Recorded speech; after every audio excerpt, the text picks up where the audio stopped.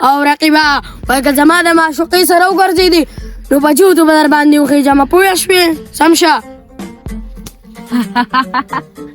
زما نوم دی اربازي او زه کس تخته کوم زی په زی.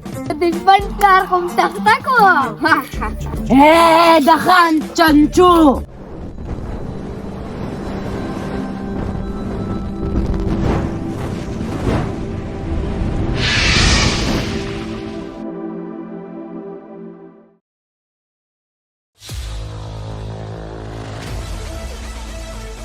او رقیبه وای که زما د معشوقې سره وګرځېدې نو په جوتو به در باندې وخېږم پوه شوې سم شه. زما نوم دی اربازي او زه کس تخته کوم زی په زی. او که د ډډې خارښتېږي نو را میدان ته شه. څخه را سپینه قرنجي کوم که د ډډې خارښتېږي را میدان ته شه.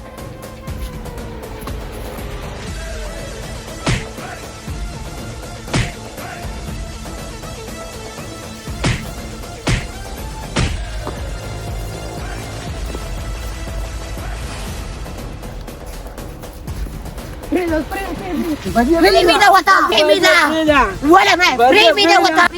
لرې شه چې به دې کپاره کې وله اوبه وڅښم چې سړی کم ته ورته ما پرېږده.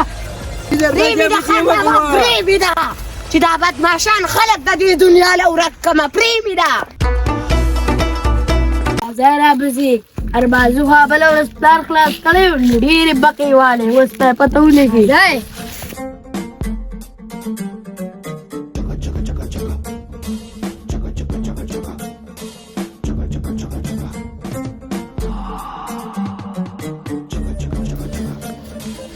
زوی خو د هغې ورځ ډېر ټوپونه واله لکه د چوتې به یو څانګ ته دانګل او بل څانګ ته خو زه اوس په قبر کې خپې کېدم.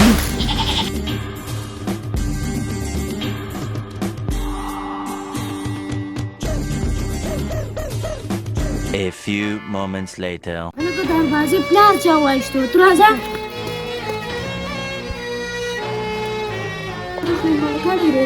څادر پې خور کړه.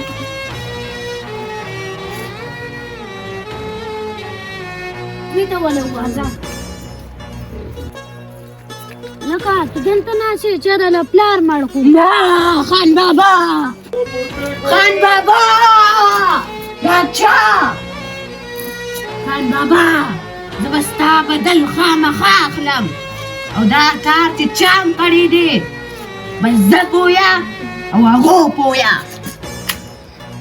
د ژوند کار کوم تخته کوم. د خان چنچو پلارم وایشتو تاسو بر عالم ژوندي ونه ګرځئ.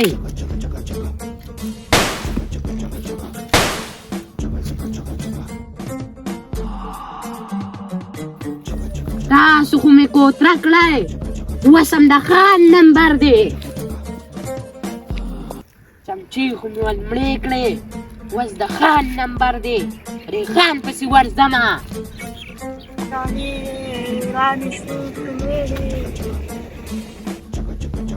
په هغې ورځ خو خان بابا رالی دوی زما له بچ کړې نن به دې ران څوک بچ کوي. چې د خپل ترخیر غاړه او ځکه مې اوس به دې دلته دود وخېږو. ظالم زوی اوسپنه دې راته راوبغول. نه نه نه دا تور مخې به چې د منځه وباسو.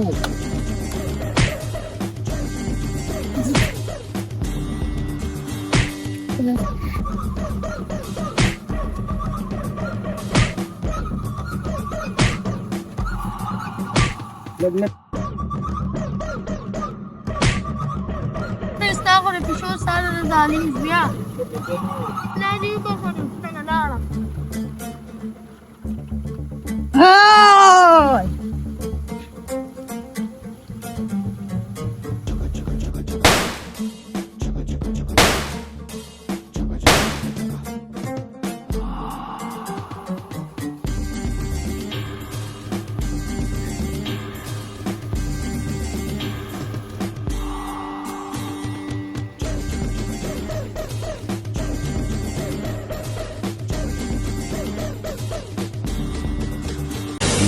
Inside.